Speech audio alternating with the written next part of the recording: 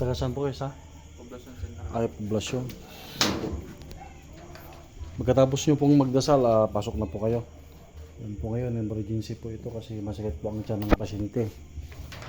Kailangan pong gamutin sa oras na po ito. Pag emergency po naman, pwede pong magpagamot, pero talagang bibili po kayo ng pangkandila para hindi rin ako mabalikan ang pasyente. Pasok na. Yan po. Iwan yung slipper po dyan. Tapos pakilista yung pangalan. Yan po siya.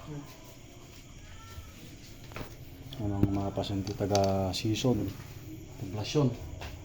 Taga Poblasyon ka, Sison? Ako po na.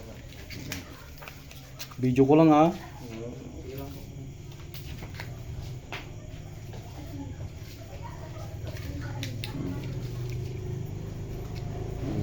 Emergency po tayo kasi masakit po ang tiyan.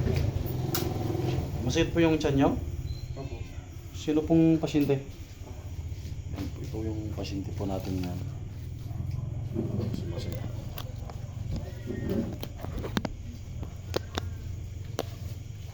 Kailan pa po yan? Alam po. Bitawan mo lahat yung magulan.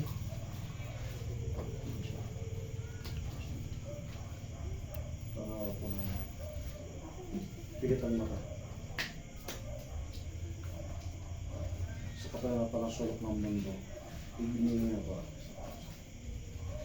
Espada ni San Miguel, Arcangel, huliin ang lumang hambala o tumukulang sa pasyente.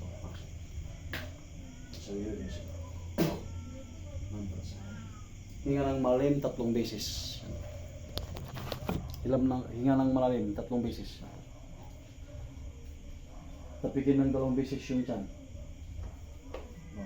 Masakit pa yung tiyan o nakaginawa? Nakaginawa. O yan, gawa ng tao. Ang kulang po awaran, pag naagapan po yan, hindi po siya lalala kasi maagapan po. Pero pag pinadoktor ka agad, yun, dun magkukos ng infection ng mga. Hindi po natin kinakalaban ng doktor, pero may mga magagamot ng doktor na hindi kaya ng feet healer. May feet healer din na hindi kaya ng doktor. Balance lang po. Yun din sila. Mainit? Napakain po kayo. Hangin ang nilagay. Kailan pang huminga?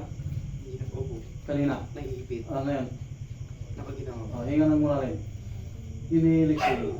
Inhale, exhale. Nakaginawa? Opo. Pili nang imulat ang mata. Ito po yung sinasabi nilang palipad hangin. Pag naagapan, okay siya. Wala na? Nakaginawa?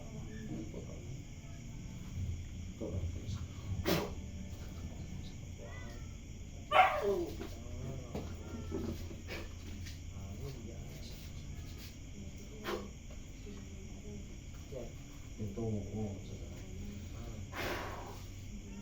Taas mo. Ginawa? Isilin. Kaya kanina pag pinisil mo masakit? Okay. God bless po.